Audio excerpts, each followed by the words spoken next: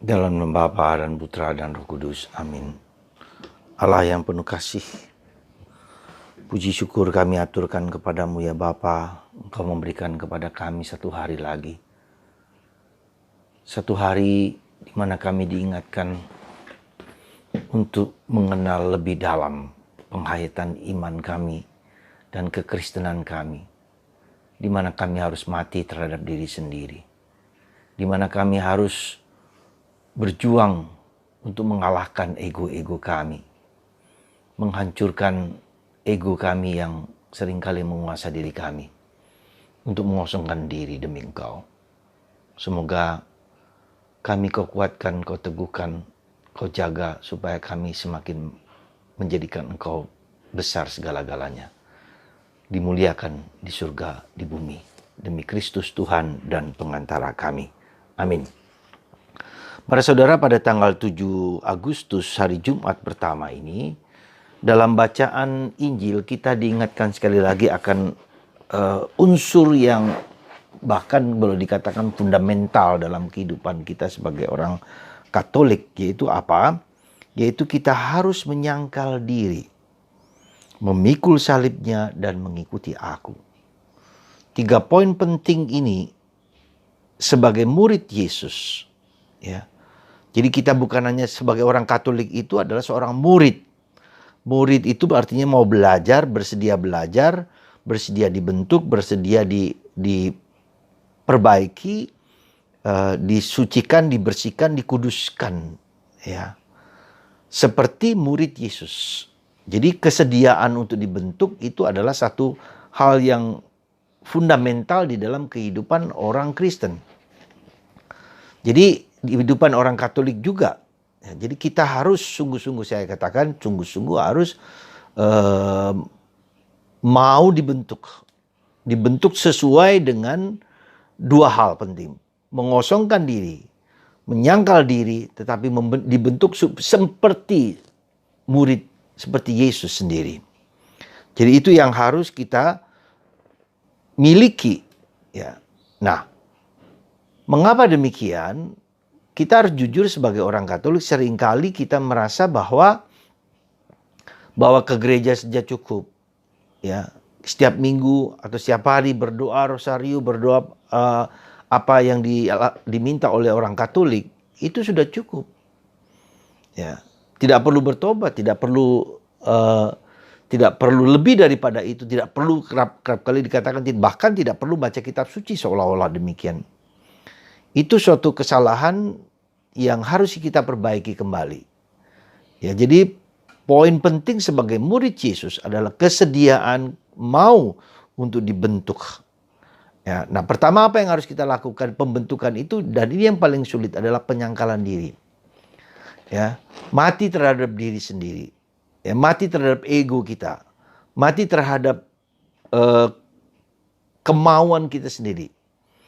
Tapi orang mengatakan apakah egoku itu jelek? Memang tidak jelek. Ya.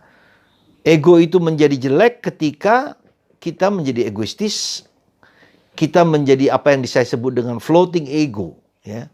Seperti seperti balon, ya, menggelembung gitu loh.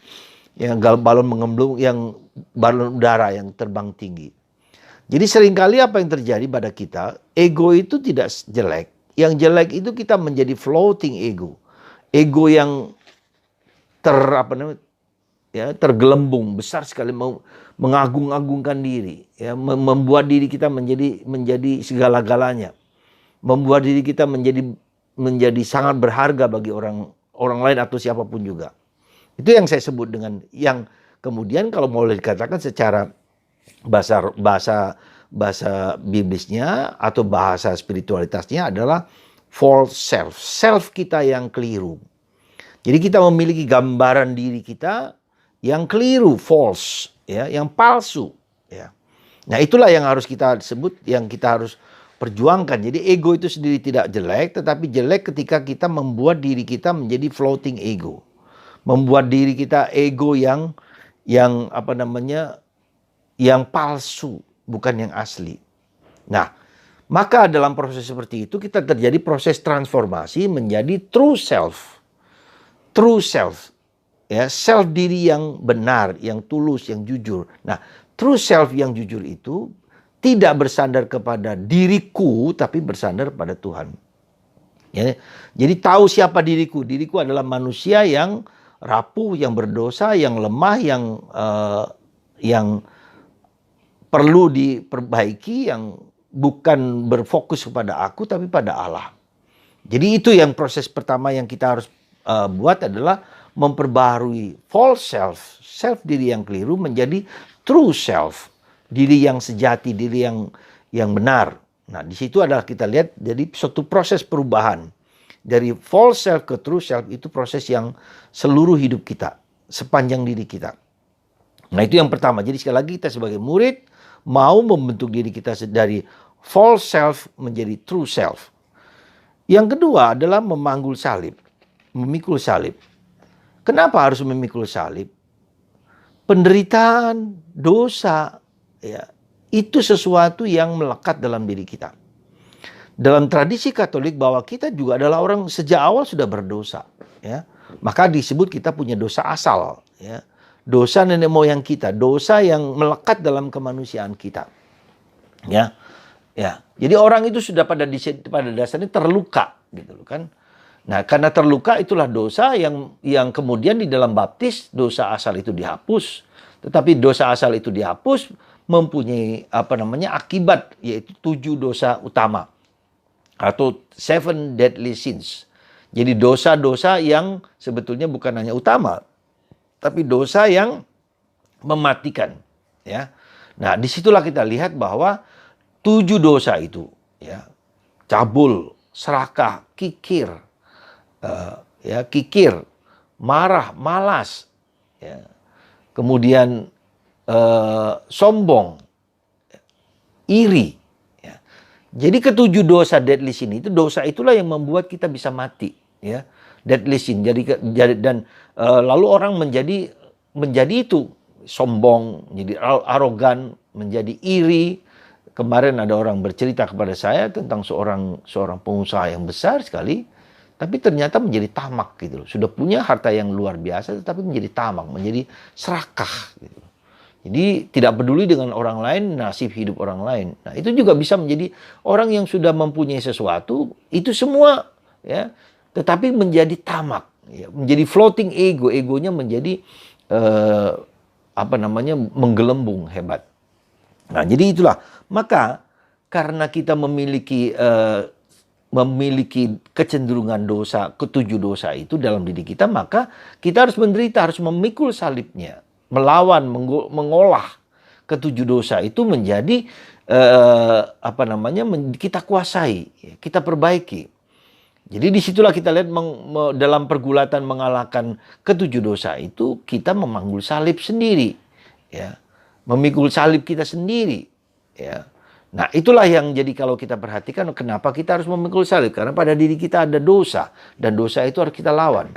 Ya, kalau tidak kita lawan, dosa itu akan menghancurkan kita sendiri, membuat hidup kita merana, membuat hidup kita nestapa. Ya, lalu karena orang terus-menerus akibatnya dari ke-7 dosa itu menjadi melekat, menjadi tergantung, dia tidak merdeka lagi dalam hidupnya. Nah, itu jadi memikul salib kita, salib yang harus kita pikul, ya, dosa-dosa kita sendiri. Lalu mengikuti aku. Jadi mengikuti aku itu adalah bahwa dalam situasi apapun, dalam kondisi apapun, kita harus mengikuti kehendak Yesus, menyesuaikan diri dengan kehendak Yesus, kehendak Allah, ya. Bukan kehendakku sendiri. Jadi kita belajar untuk selalu berada dalam kerangka, dalam jalan-jalan Tuhan. Maka Yesus mengatakan, akulah jalan, kehidupan, dan kebenaran. Ya. Jalannya itu adalah Yesus sendiri, mengikuti dia, pribadi dia, supaya menjadi serupa dengan dia. Nah, jadi inilah saudaraku yang terkasih, bacaan Injil hari ini mengajak kita sekali lagi untuk menyadari, berjuang, menjadi murid, menyangkal ego kita. Kita usahakan supaya tidak menjadi floating ego, tapi menjadi memikul salib kita dan mengikuti Yesus. Nah, itulah saudaraku terkasih dalam perjalanan. Nah, ketika kita memiliki 3 hal tersebut dalam hidup kita, maka kita juga belajar untuk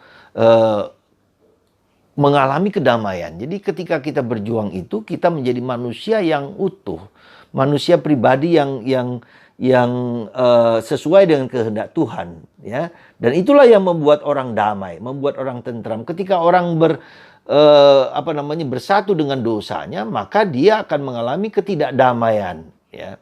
Ya, ketika orang menjadi hidup dalam dosa, hidupnya dalam ketidakdamaian. Nah, itulah yang terjadi ketika orang hidup dalam dosa. Coba saja kita lakukan dalam hidup kita. Ketika kita terus-menerus hidup dalam dosa, pernahkah kita mengalami kedamaian? Ya, mengalami penderitaan demi penderitaan. Maka saudaraku terkasih, mari ya, kita hidup dalam kemerdekaan. Ketika kita hidup dalam dosa, dosa itulah mengikat kita, membuat kita tidak merdeka, membuat kita layu, membuat kita sedih, susah. Tetapi ketika kita hidup dalam Tuhan, hidup dalam kebenaran, maka kita dimerdekakan dari dosa-dosa tersebut. Semoga Anda, kita semua digerakkan untuk mempersembahkan hidup kita kepada Tuhan dengan segala kekurangan, keterbatasan kita. Kita menjadi manusia yang merdeka karena Tuhan yang bersama kita mengalahkan dosa. Dan Yesus telah mengalahkan dosa.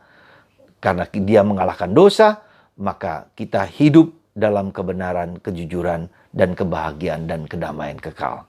Dan itulah yang sebetulnya yang harus kemudian menjadi puncak dari kehidupan kita adalah dari segala perjuangan itu kita hidup dalam kasih.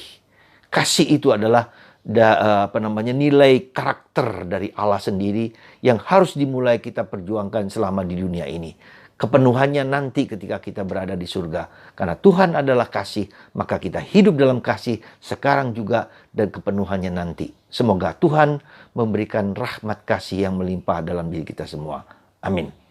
Allah Bapa di surga, puji syukur kami aturkan kepadamu. Semoga berkat rahmat-Mu yang mengalir dalam diri kami belajar untuk hidup terus-menerus dalam kasih.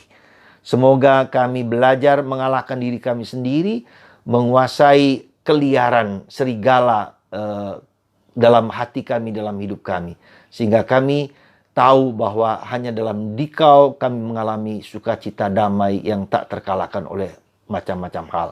Terima kasih Tuhan, bantu kami untuk berani mengalahkan diri kami sendiri, mengalahkan ego kami dan terus mengikuti-Mu di dalam perjalanan hidup kami. Karena Engkaulah jalan, kebenaran, dan hidup. Terima kasih Tuhan. Berkat-Mu atas kami semua dalam nama Bapa dan Putra dan Roh Kudus. Amin.